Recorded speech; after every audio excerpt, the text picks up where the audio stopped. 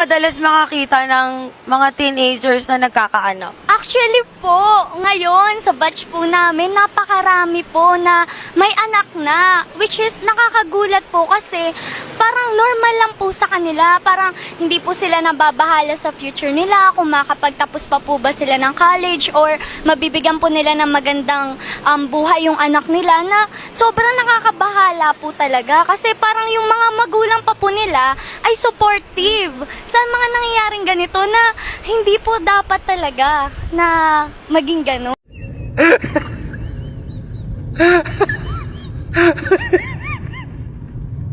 Ito is